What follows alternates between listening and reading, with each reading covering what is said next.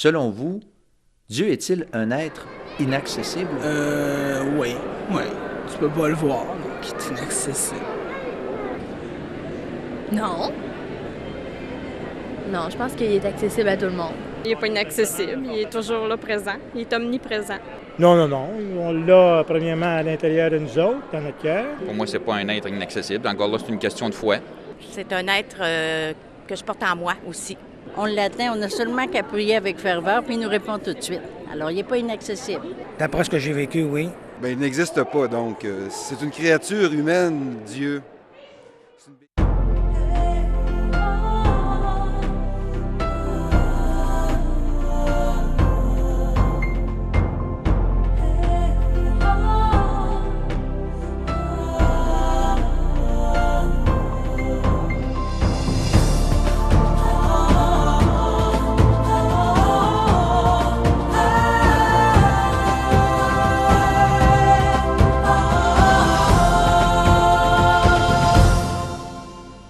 Mesdames, Messieurs, bonjour et re-bienvenue à l'émission L'heure de la bonne nouvelle.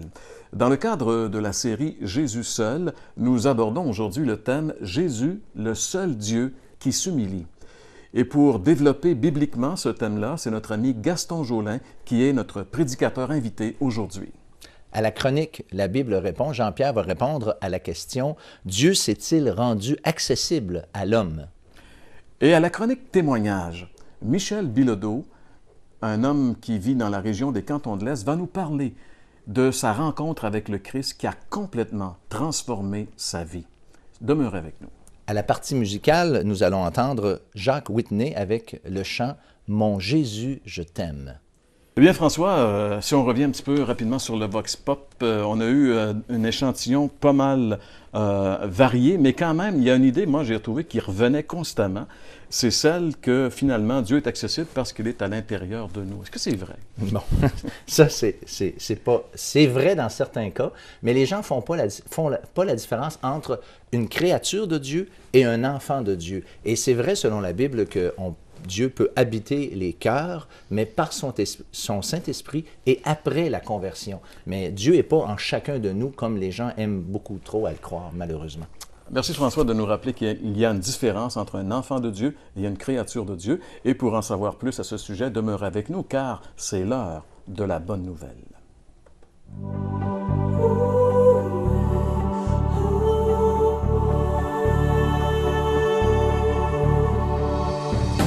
Selon la Bible, Dieu est-il accessible à l'homme?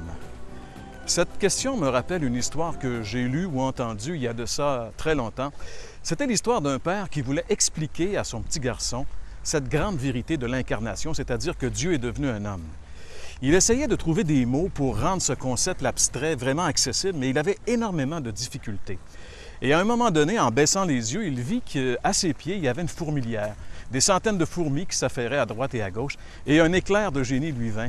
Il dit à son petit garçon, admettons que, étant donné que je suis un individu, un homme, je vois un danger, quelqu'un qui vient pour détruire la fourmilière, et que je voulais avertir les fourmis. Comment est-ce que je pourrais faire? Le petit garçon, après avoir réfléchi quelques instants, il dit, la seule façon où tu pourrais vraiment avertir les fourmis, c'est que tu deviennes toi-même une fourmi et que tu ailles leur dire. Eh bien, c'est exactement ce que Dieu a fait en Jésus. Il a quitté le ciel et il est venu ici, non seulement nous avertir, mais nous arracher à un grand danger. J'aimerais lire avec vous un passage dans les Écritures. Dans l'Évangile de Jean, chapitre 1, les versets 1 et 14, nous lisons « Au commencement était celui qui est la parole de Dieu. Il était avec Dieu, il était lui-même Dieu. Celui qui est la parole de Dieu est devenu un homme et il a vécu parmi nous. » Oui, Dieu s'est fait chair et il a habité parmi nous. Et contrairement à l'histoire des fourmis, justement, Jésus n'est pas venu seulement pour nous avertir d'un danger, mais pour nous en délivrer. Nous délivrer du plus grand de tous les dangers, le jugement de Dieu qui va frapper les hommes. Jésus nous en a délivrés en prenant lui-même ce jugement sur la croix, en portant nos péchés et en mourant à notre place. Oui, mes amis, Dieu est vraiment accessible à l'homme. Il est accessible dans la personne de Jésus. Vous aimeriez approfondir votre réflexion suite à cette émission? L'heure de la bonne nouvelle vous offre gratuitement un exemplaire du Nouveau Testament, la brochure Que veut dire Jean 3,16 ainsi que le calendrier Bonne Semence. Pour recevoir le tout, Écrivez-nous et faites-nous part de vos commentaires à l'adresse suivante: L'heure de la bonne nouvelle, case postale 1054 Sherbrooke, J1H5L3. Vous pouvez également nous joindre par courrier électronique hbn@abacom.com. L'heure de la bonne nouvelle vous invite à participer à l'un des nombreux déjeuners de l'espoir. Ces déjeuners ont lieu dans plusieurs restaurants réputés de la province et vous sont offerts gratuitement. Pour connaître les détails concernant l'endroit, la date et l'heure pour votre région, composez le numéro sans frais 1-877-537-7647. Vous pouvez également consulter le site web www.déjeuner.org.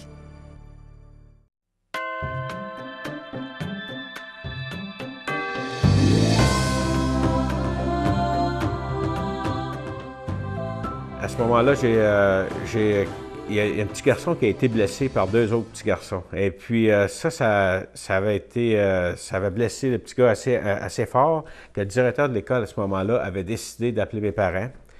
Et puis mon père m'attendait à la maison avec le bâton. J'ai essayé d'expliquer à mon père que c'était pas moi qui avait blessé le petit gars. Et puis, mais il n'y avait rien à faire. Mon père m'a donné une de ses râtelées qui m'a vraiment affecté fort. Assez que ça m'a blessé profondément. Je me suis dit que jamais plus personne ne me blesserait autant que ça. Et puis, à partir de là, j'ai grandi. Je suis arrivé au milieu de l'adolescence. Et puis là, au point de vue religieux, bien, mes parents étaient catholiques, mais moi, à ce moment-là, je ne pratiquais plus. Et puis, on m'avait dit que si on était 7 ans sans la confesse, qu'on était condamné à l'enfer. Je me suis dit, je vais régler ce problème d'enfer-là tout de suite dans ma vie. Comme ça, je ne me battrai pas avec ça toute ma vie. Et puis, j'ai à ce moment-là fait ce qu'il fallait pour aller à l'enfer. Et puis, j'ai grandi dans le milieu des gangs jusqu'au secondaire. Et puis là, je m'étais dit, je me posais souvent la question le soir, tant que je me retrouvais seul sur la galerie. Je regardais les étoiles, il était 2-3 heures du matin, je me disais, mon ami, il doit y avoir d'autres choses que ça dans la vie, certain, ça n'a pas de sens. Tu viens au monde, tu vas à l'école, tu travailles, tu te maries, puis tu meurs. Que tu sois riche ou pauvre, c'est la même chose. Il me semble que la vie, c'est plus que ça. À un moment donné, il y a un monsieur qui est venu travailler où je travaillais, à l'usine. Puis ce monsieur-là, il témoignait à tout le monde autour de lui, sauf à moi. Il ne m'a jamais parlé, je ne sais pas pourquoi, mais j'avais une réputation de dur à ce moment-là. Puis moi-même, je ne me serais pas abordé à ce moment-là. J'étais vraiment méchant. Et puis, Réal, il disait qu'il n'était pas allé travailler à l'exposition de Sherbrooke. Écoutez ça, je l'ai entendu 2-3 fois parler comme ça. J'ai demandé, la curiosité me porte à lui demander, ce qui n'était pas dans mes habitudes. J'ai dit, Réal, j'ai dit, tu t'en vas travailler à l'exposition de Sherbrooke, ça n'a pas de sens. J'ai dit, tu vas lâcher ta job ici pour ça. Ça ne dure rien que 3-4 semaines, cette affaire-là.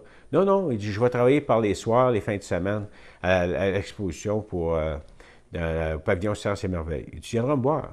Ah oui, je vais y aller. Je n'avais pas l'intention d'y aller du tout. Sauf qu'il était 9 h le vendredi soir. Et puis là, j'étais poussé à aller à l'attente de l'exposition de Sherbrooke. Je ne sais pas pourquoi. Je me rends là-bas, je me présente à l'exposition. Là, il y a un monsieur qui était à la porte, il dit, tu reviendras plus tard, la représentation est commencée, puis il dit, tu vas parler beaucoup de sens du chose. Fait que je dis, OK, pas de problème. Il m'a dit à Réal que je suis allé, et puis qu'on m'a viré de bord. Et puis, ça faisait mon affaire, dans le fin fond. Mais Réal s'en venait trop loin, je le croise, fait qu'il me fait rentrer dans la tente. On écoute un film sur la nature, les choses semblables. D'un coup, Réal se tourne vers moi, il dit, Michel, il dit, tu vois, c'est beau ce que Dieu a fait. Là, je me regarde, je tourne de bord, puis là, dans mon langage assez rough à ce moment-là, j'ai dit, écoute bien, Réal, Dieu, les hommes, ne veulent rien savoir de ça, mais les prêtres ne veulent rien savoir. Et Michel, tu fais bien. Il dit, Dieu dit la même chose dans Jérémie 17,5. Ah ouais? Il dit, maudit soit l'homme qui se confie dans l'homme, qui prend la chair pour appui. Ah! J'ai dit, Dieu pense comme moi. Puis là, il a enchaîné avec béni soit l'homme qui se confie en l'Éternel. Continuez de même. Réal avait une très grande connaissance des Écritures, puis il disait toutes sortes de versets comme « Car tous ont péché, sont privés de la gloire de Dieu ». J'acceptais jusqu'à un certain point le mot « péché » parce que je m'étais fait des lois quand même du bien et du mal. Donc, le bien et le mal, ça existait pour moi. Et puis, une foule de versets. Sauf qu'à un moment donné, Réal se retourne vers moi et dit « Michel, il dit, quoi faire que tu penses que Jésus est venu mourir sur la croix? » J'en ai aucune espèce d'idée. Il dit peut-être qu'il n'aimait pas la face. J'ai aucune idée. Et il dit, il y a un verset qui l'explique. Ah ouais? Et là, il me sort Jean 3,16. Car Dieu a tant aimé le monde qu'il a donné son Fils unique afin que quiconque croit en lui ne périsse point, mais qu'il ait la vie éternelle. Oh, et là, il dit, Michel, il dit, c'est qui ça, le monde? Bien, le monde, c'est toi, c'est le monsieur là-bas, c'est moi-même. Il dit donc, on pourrait mettre des noms à la place. Je dis, oui. Puis là, il me recite ça bien lentement. Car Dieu a tant aimé Michel qu'il a donné son Fils unique afin que quiconque, Michel, il dit, c'est qui ça? Bien, c'est encore lui, c'est encore toi. Dans ce cas-là, il dit, je pourrais remettre ton nom là. Je dis, oui. Il relit ça bien lentement encore. Car Dieu a tant aimé Michel qu'il a donné son Fils unique afin que Michel croit en lui ne périsse point, mais qu'il ait la vie éternelle. Puis c'était pas peut-être qu'il ait la vie éternelle. Oh, misère! Là, ça m'a fessé comme un coup de masse en plein front. Là, je venais de comprendre le sens de Noël. Parce que le sens de Noël, pour moi, ça n'avait aucun sens, Noël. Pour moi, le sens de Noël, c'était on fête, point final. Il fallait cette période-là, il fallait que ça passe très vite. Mais avec ça, ça avait bien du sens. Dieu venait sur la terre, mourir sur une croix pour mes péchés. Ah, ça a vraiment du sens. Ça se passait dans ma tête à ce moment-là. Puis là, j'ai entendu une foule d'autres versets. Puis il y avait un monsieur aussi qui expliquait, il y avait comme les 4 lois spirituelles, quelque chose de semblable. Il y avait 2 cercles. Il y avait un cercle qui avait Dieu au centre, puis un cercle qui n'avait pas Dieu au centre. Celui qui n'avait pas Dieu au centre, c'était le désordre complet dans sa vie, c'était tout viré à l'envers. Là, je me voyais dans ce cercle-là, dans l'intérieur de moi-même, ça c'est moi, c'est moi, c'est moi. Mais l'autre cercle, Dieu était au centre. Et puis là, le monsieur disait en question, il dit, mettez Dieu au centre de votre vie, puis c'est ça que ça va avoir une harmonie, un sens à votre vie. Le sens de la vie. Ça, là, ça m'a frappé. Il était 1h du matin, donc il a fallu quitter à un moment donné. Je suis allé reconduire mon ami. Et puis là, je me suis retrouvé seul dans l'auto. Là, j'avais peur. Là, je savais que Dieu existait. Je l'avais nié avant, mais là, je savais que Dieu était vraiment là. Il y avait une présence dans l'auto. Là, j'avais peur. Moi qui avais peur de rien avant. Là, je me suis rendu chez nous, après avoir reconduit mon ami. Habituellement, je m'assisais sur la galerie dehors, je regardais les étoiles, mais pas ce soir-là. Je me suis allé directement dans ma chambre. Puis là, je chantais encore cette présence-là. Là. J'avais vraiment peur. Il faut que je fasse quelque chose. Ça n'a pas de sens, moi, là. Là, je dis, écoute bien Dieu. J'ai dit ça à mes mots à ce moment-là. Il dit, si c'est vrai ce que j'ai entendu ce soir, il dit, fallait dans ma vie. Je me suis couché en dessous des couvertes, à force que j'avais peur. Et puis le lendemain matin, je me suis réveillé. Il s'était passé quelque chose. Je n'étais plus le même homme. Et puis, je n'étais plus capable de blasphémer. Moi qui disais un blasphème sur 3 mots. C'était chocolat par-dessus chocolat. Mes amis autour de moi n'en revenaient pas. Puis je peux vous dire une autre chose, c'est que mon cœur était dur comme de la pierre. C'était vraiment entouré. Il n'y avait aucune place pour passer dans ce cœur-là. Sauf que Dieu, lui, il a pris comme une genre de petite aiguille. Il savait où passer, puis il est venu faire éclater cette pierre-là. Et puis là, j'ai compris tout ça, puis j'ai enchaîné. Puis ça a donné vraiment le sens à ma vie. Puis je pense que la vie sans Dieu, là, ça n'a aucun sens. C'est ça qui donne vraiment un sens à la vie.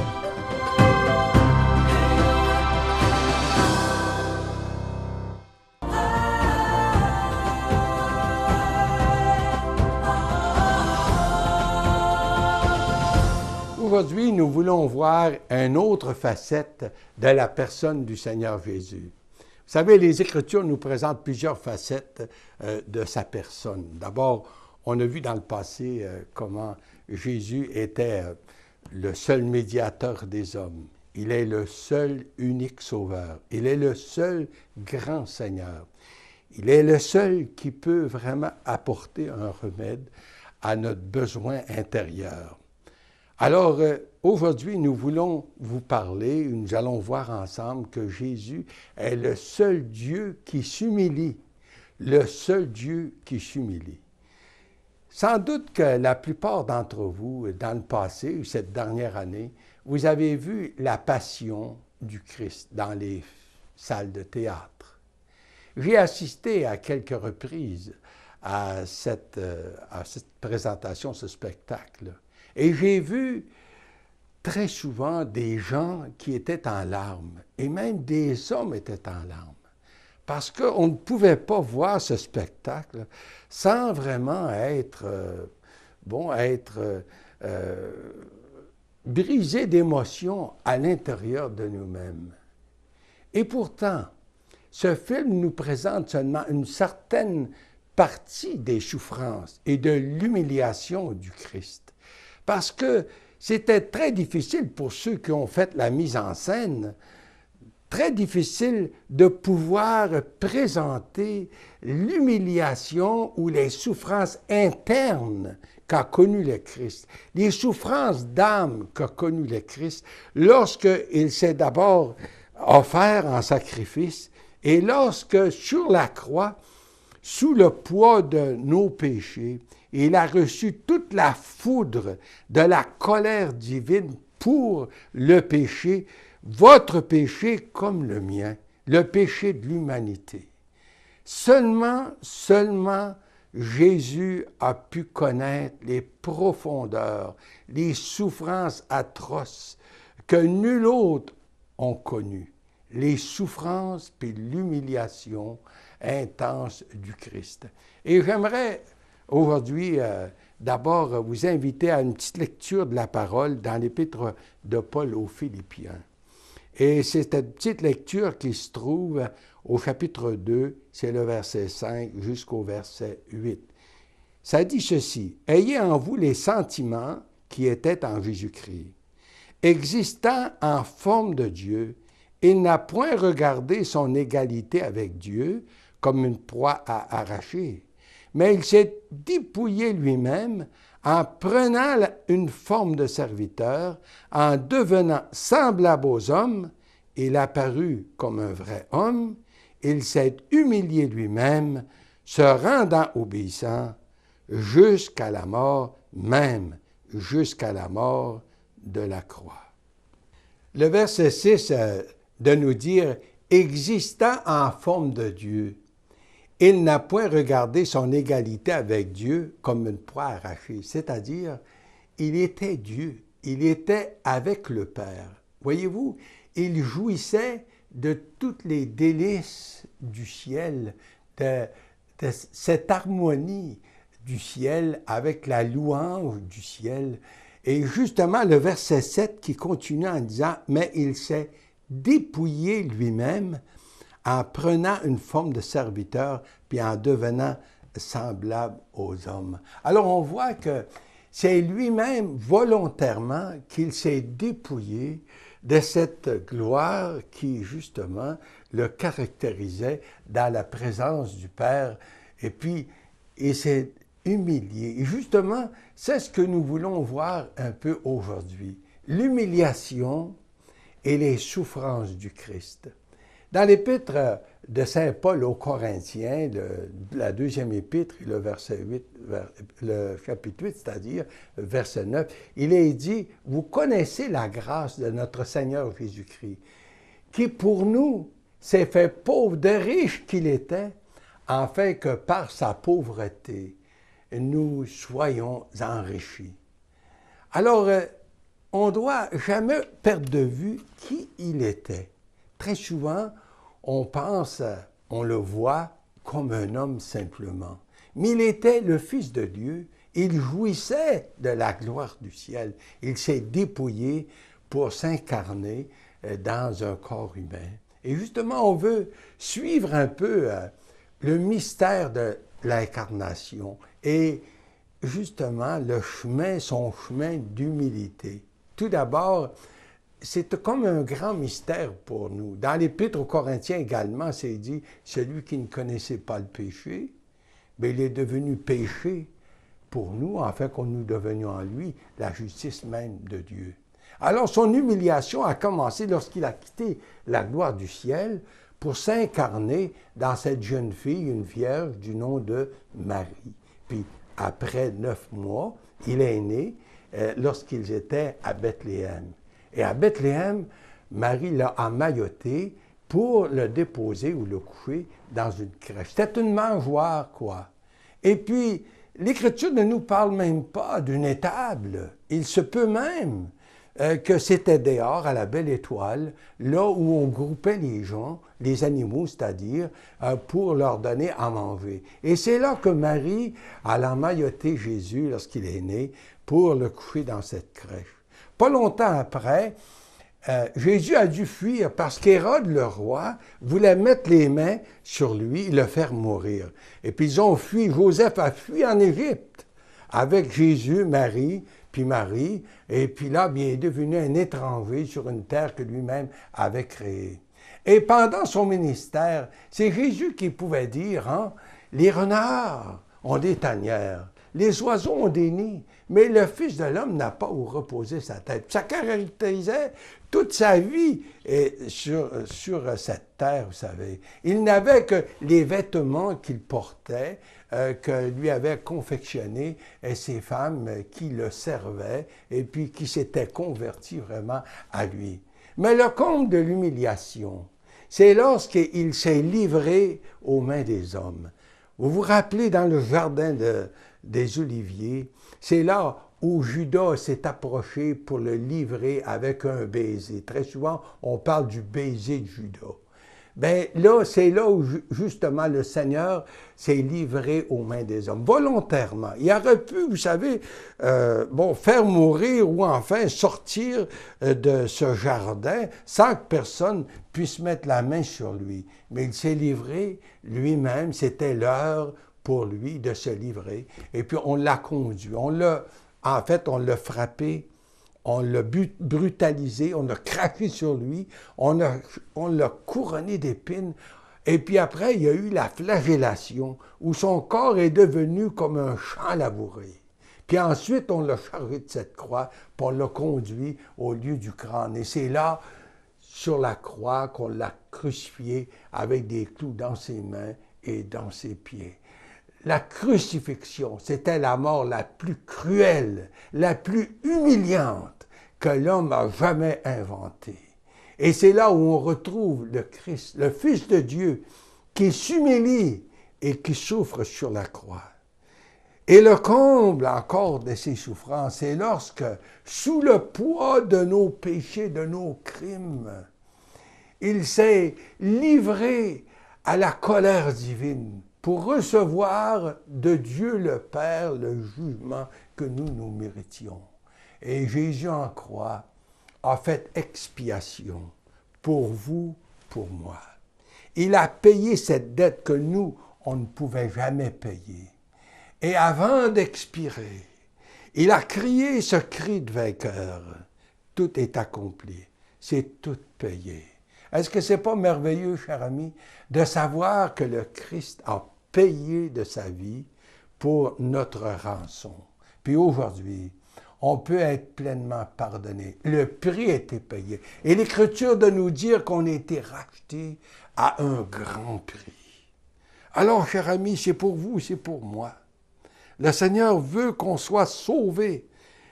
Il a pourvu à notre salut éternel. Il a pourvu pour chacun d'entre nous. Puis lui seul peut nous pardonner et puis nous rendre propres, nous revêtir de sa justice.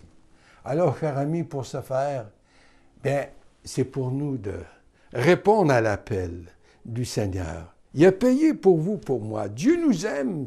Dieu, dans sa grâce, s'est donné lui-même. Et puis, aujourd'hui, il nous offre le salut. Mais on doit le recevoir par la foi. Est-ce que vous seriez prête à vous incliner là où vous êtes, puis dire, oui, Seigneur Jésus, tu as donné ta vie pour moi, tu as souffert pour moi, tu t'es humilié pour prendre ma place, puis répondre pour moi un coupable. Maintenant, je veux t'accepter comme le Sauveur, mon Sauveur personnel et le Seigneur de ma vie. Je me donne à toi. Cher ami, pourquoi pas le faire? Et commencer à cheminer avec Dieu, puis connaître la paix que Dieu donne, de savoir que vos péchés sont pardonnés et que vous êtes assurés de la vie éternelle. Amen.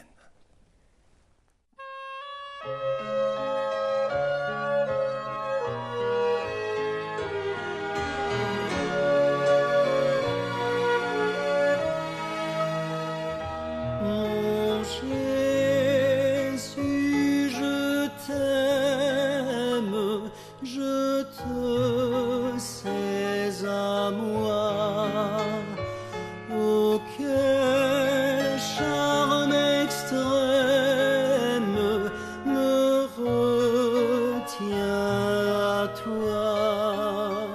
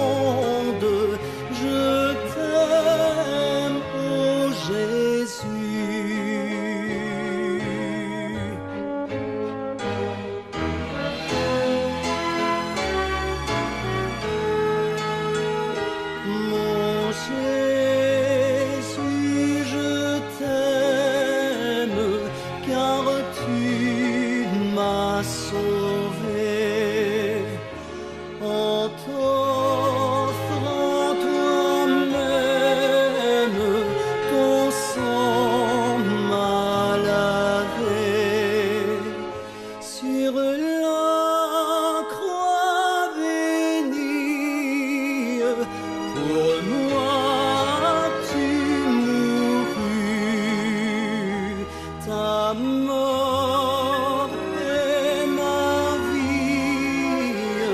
Je t'aime, ô Jésus.